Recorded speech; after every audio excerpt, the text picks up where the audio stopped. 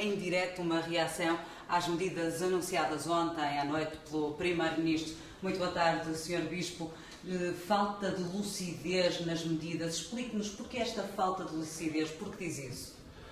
Falta de lucidez porque exigia-se, e há comentadores e analistas, até televisivos, que desde há longo tempo chamam a atenção para a capacidade de pedagogia, de tempo, de cuidado, até de humanidade e de humanização.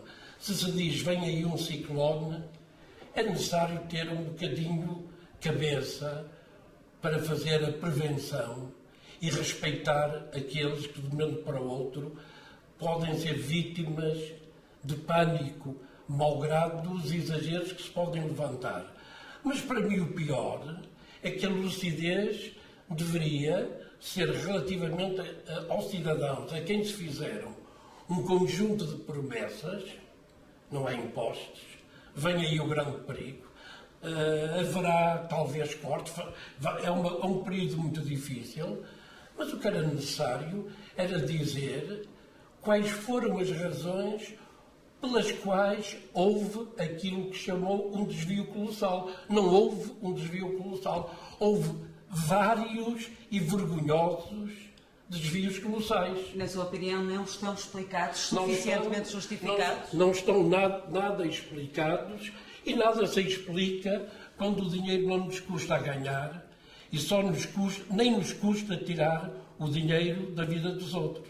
Como o dinheiro não é nosso, mas é para nós, eu acho que a medida primária do ponto de vista de cidadania e de comportamento de gente de Estado era explicar à sociedade e à opinião pública, com toda a tranquilidade, sem perder a cabeça, com suavidade, como é costume hoje de alguns falarem, supondo que suavidade é sinónimo de inteligibilidade, de inteligência. A inteligência exigiria dizer-se a quem se vai exigir o dinheiro que surgiram estes, aqueles e aqueles problemas. Qualquer pessoa, como eu tenho ouvido dizer, podemos estar... Isto é muito grave o que eu vou dizer, mas a opinião pública, ou pelo menos um certo tipo de opinião pública. Eu posso estar a ser vítima de uma inventona. E agora vou pagar tudo, não vou ter 13º mês, não vou ter subsídio de férias, os mais pobrezinhos, como dizia hoje uma senhora, os mais pobrezinhos, eu com os meus 80 anos, não me venho pegar na minha pequenina reforma. Mas subiu a eletricidade, subiu o gás, subiu o arroz, vou a um restaurantezinho modesto, lá vem o IVA e não sei o que mais. Portanto, há uma subida, de facto, colossal e assustadora.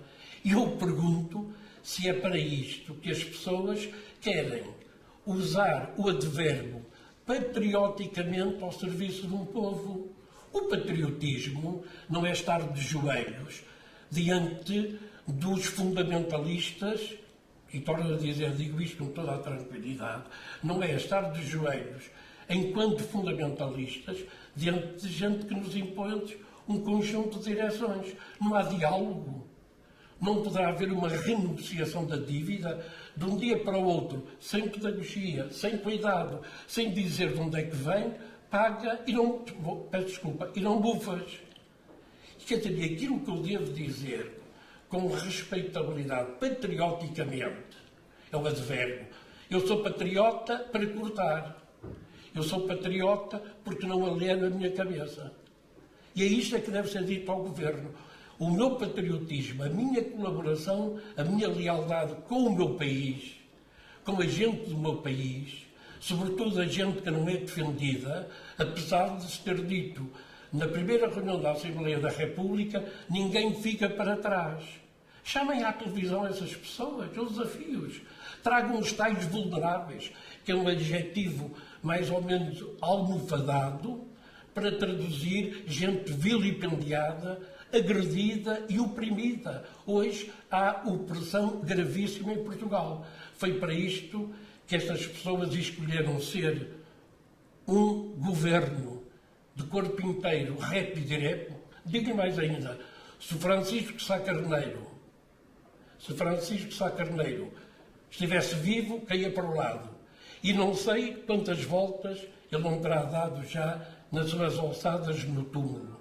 Está zangado com estes, revoltado com estes políticos ou com todos os políticos? Para mim o problema não é político. Para mim, claro, o problema é político no sentido da cidadania.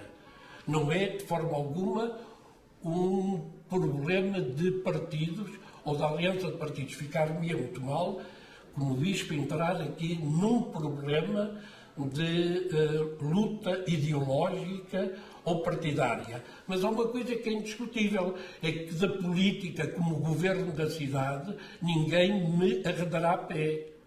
Ninguém me proibirá o meu exame de consciência, a minha liberdade, a minha luta contra a Inquisição. Isto é inquisitorial. Podem dizer que isto é radicalismo. Eu já há 10 anos o fiz com outro governo. Portanto, esta é a defesa da cidadania. Se não, tenho a coragem de ouvir as pessoas. Para dizer patrioticamente, eu defendo os cortes. Eu, pessoalmente, não serei ofendido em nada. A minha família... Está preocupado com as pessoas? Claro, eu não tenho vida pessoal. O que é que vai acontecer a essas pessoas? O que eu sinto é que a classe média em Portugal e os mais desfavorecidos vão ser perfeitamente esmagados. E ponho um problema ainda mais grave, que me tenho posto e que eu próprio ponho à minha consciência. Como nada é explicado, como as motivações não me são dadas, e não são dadas à opinião pública portuguesa, apesar da suavidade de maneiras, que não é a retórica usava tudo isto em ordem à convicção, mas a própria retórica chama a atenção que certas suavidades provocam, mas é a suspeita. Eu fico em grave suspeita da verdade de tudo isto. O que é que gostaria que acontecesse? Não, o que eu tenho medo é que no próximo ano as pessoas começam a pôr o problema. Em fevereiro, um reformado diz, agora vai ser assim. Um mês recebo a reforma, no outro mês não recebo. E, portanto, um funcionário público diz, bem, eu agora já sei que para o próximo mês vão-me levar 500 euros. E nós verificamos como é que é possível, acima de 1000 euros, mas como é que os funcionários públicos são todos tabelados por igual. E os que recebem mais não deveriam pagar mais? E mais ainda, nesta subtração ou divisão atrabiliária que aparece em tudo isto, eu pergunto deste jeito, não poderá acontecer que as pessoas já levantam a suspeita. Quando for preciso dinheiro, seja para o que for, fazemos um buraco. E a Igreja? Ele está a dizer isso enquanto cidadão também, mas a Igreja pode ajudar estas pessoas? O que é que vai fazer neste cenário? A Igreja, eu reparo, para mim a Igreja é a defesa da dignidade. Claro que eu não posso ir para o assistencialismo, eu tenho que repartir os bens, eu tenho que lançar mão e tal, mas eu tenho que ser antes de mais inteligente. A missão da Igreja é ser inteligente, é ter sabedoria. Não é, na prática, não é comer qualquer massa que nos põe no prato. Eu não como, sou tão inteligente como os outros. Ou serei tão burro como os outros. Mas na prática essas mesmas pessoas não precisam, se calhar, só de ideologia. Mas o que é que tem para dar a essas pessoas? Esse cortejo já começou. Vão aí e vejam. Aquilo que me dizia Nosso Senhor no Evangelho, que a menina quer saber o que se faz, venha daí e vejam. Olha, amanhã há uma reunião, terça-feira, há uma reunião nacional entre a Caritas espanhola e a Caritas portuguesa. A rádio e a televisão vai lá ouvir Nuestros Hermanos e os portugueses. Isso quer dizer que, na prática, a Igreja faz o que pode para ajudar? Mas a Igreja, antes de mais, tem que lutar pela justiça. Tem que respeitar os direitos humanos. Não pode aceitar qualquer gesto terrorista. Está a dizer que isto é um ato terrorista? Eu acho que há formas de terrorismo. Há terrorismos intelectuais, há um terrorismo de meter medo, há um terrorismo de colocar a suspeita. Eu não posso consentir que as pessoas vivam meses, a pobrezinha ou a débil pessoa que eu encontro e dizer-me eu vou ficar sem a minha reforma. Mas ninguém vem à televisão, não dá uma conferência de imprensa de peito aberto, como diziam os esportistas, descontraído, talvez com suavidade, mas ouvir pôr-se à disposição das pessoas e a explicar qual é a razão. O Primeiro-Ministro disse que lamenta muito ter que anunciar medidas tão graves. Não chega. Eu também já vi muita gente a lamentar, mas depois dos lamentos assaltou um banco. Há muita gente que diz que lamenta, mas sem razão nenhuma deixou a mulher e deixou os filhos. Lamento. Eu ouvi um Sr. Presidente da Câmara, grande homem deste país, pelos vistos, dizer: bem, as SCUDs são injustas, mas é uma atitude irrecusável. Quer dizer, isto é injusto, mas a injustiça eu tenho que cometer em nome do amor ao meu país. Ainda há uma questão que eu gostaria de colocar. Já falou dos subsídios de férias, de Natal, de várias das medidas que foram anunciadas, e temos também os feriados. E há alguns feriados que são religiosos. Está na disponibilidade, choca ou não? Não, isso não me choca nada, francamente, choca nada. Mexer em qualquer feriado? Podemos festejar o Natal no outro dia? Claro que não, é que ele me passa pela cabeça em nome da inteligência, apesar dos tratos de polé que a inteligência tem sofrido, nem me passa pela cabeça que de facto a menos cultura chegue tão baixo. Isso não me passa pela cabeça. Mas não é uma coisa que me toca. Ali isso é por meia dúzia de feriados que vão salvar, vai ser a salvação nacional. É por meia dúzia de feriados. Isto é uma mentira. Isto é um jogo. Vamos agora mexer nos feriados. São 40 milhões de contos e não sei o que mais e tal. E no dia, mais meia horazinha e tal. Vão aí ver certas repartições para ver como é que o tempo é aproveitado. Isso são mesinhas de farmácia, com todo respeito pelas farmácias, mas de farmácia sem categoria. Portanto, são perfeitamente mesinhas domésticas que mostram um pouco o ar doméstico de certas decisões tomadas. Mas eu visto que não respondeu à minha pergunta. Diga. Se for efetivamente essa a vontade e decisão do Governo de mexer nos feriados e religiosos... Primeiro, isto não pode ser do ponto de vista pessoal, tem que ser, com certeza, o convênio dos bispos... Mas qual é a sua opinião? Eu digo, e depois no diálogo com o Vaticano, etc. A mim não me repugna, à exceção de um ou de outro dia, ao ser da Conceição, as pessoas ficariam, o Natal, mas o resto, que o corpo de Deus seja à quinta-feira, ou que seja ao sábado, a Igreja, em tudo, tem que dar prova de subtileza, de sabedoria e de humanização. Eram estas virtudes que eu queria ver nos políticos. Quer dizer, em certos políticos, porque um número enormíssimo de políticos são gente inteligente, corajosa, boa e construtora da cidade. E não vou negar as intenções das pessoas que estão. Eu não julgo pessoas. Agora, como se sabe, melhor do que eu na vida, nós somos julgados pelos atos. Eu vou ser julgado por esta entrevista. O tipo é um fundamentalista, é um radical, o que ele gosta é fazer show, não é? Ele não sente nada do que diz. E eu também posso ser assim, pois é. Vou ter um desvio colossal, faz-me um grande jeito esse desvio colossal, no próximo mês de março, e a senhora e toda a malta da televisão há de pagar o meu desvio. E a essas pessoas com quem diz estar tão preocupada, o que é que aconselha, o que é que vai dizer a essas pessoas? O que fazer perante isto? Olha, primeiro, quando se vê com elas, sabe que o grande drama destas pessoas ninguém as ouve. O que eu gostaria que o Sr. Primeiro-Ministro as ouvisse.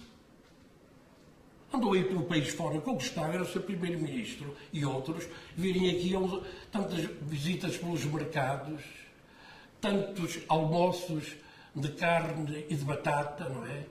Carne não sei de quê, mas à altura já não podiam ouvir falar na carne, ou quando lá vinha no menu e tal. O que eu gostava é que essas pessoas tivessem tranquilamente um contacto com pessoas deste género. Quem estiver lá ao lado, como assessor, também com todo o respeito dos assessores, no fundo dizem aquilo o que o seu amo muito gosta de ouvir. E o que é que vai dizer o Sr. Bispo, em concreto, a estas pessoas? Essas pessoas, como a senhora reformada de que me falava há pouco, têm o que é para dizer? O que é que essas pessoas podem fazer? Minha senhora, o que eu vou dizer é que, com certeza que não é a revolta, com certeza que não é a balbúrdia, com certeza que não é o desconcerto. Aquilo que eu lhe vou dizer é que a esperança não é uma fantasia. É preciso que ela crie uma rede de outras pessoas sensíveis à desgraça, a capacidade de reunião, de associação, de ventilação de problemas, até muitas pessoas que estariam solícitas e abertas a uma formação cultural desta altura e, sobretudo, o que as pessoas têm que ser ajudadas até do ponto de vista médico. Isto pode ser ilusório. Nunca tanta gente recorreu a psicanalistas e psicoterapeutas nesta altura. Quer dizer, dar um equilíbrio, ouvir as pessoas, o que dá um equilíbrio emocional. Temo que essas pessoas se revoltem, Não fiquem tenho mal. dúvidas, não tenho dúvidas. Eu que eu tenho muito medo é que a revolta é cega, mas também acredito que o povo português tem extremamente dose de civilidade, de civilização, de bondade e não sei o que mais. Talvez por isso seja abusado. Acha que nunca acontecerá o que vemos neste momento, por exemplo, imagens da Grécia? Eu francamente não acredito. O que eu acho é que, para ser delicado isto que eu vou dizer, porque é um voto livre e muito bem, eu acho que as pessoas deveriam, quando votam, deveriam pensar por quem votam.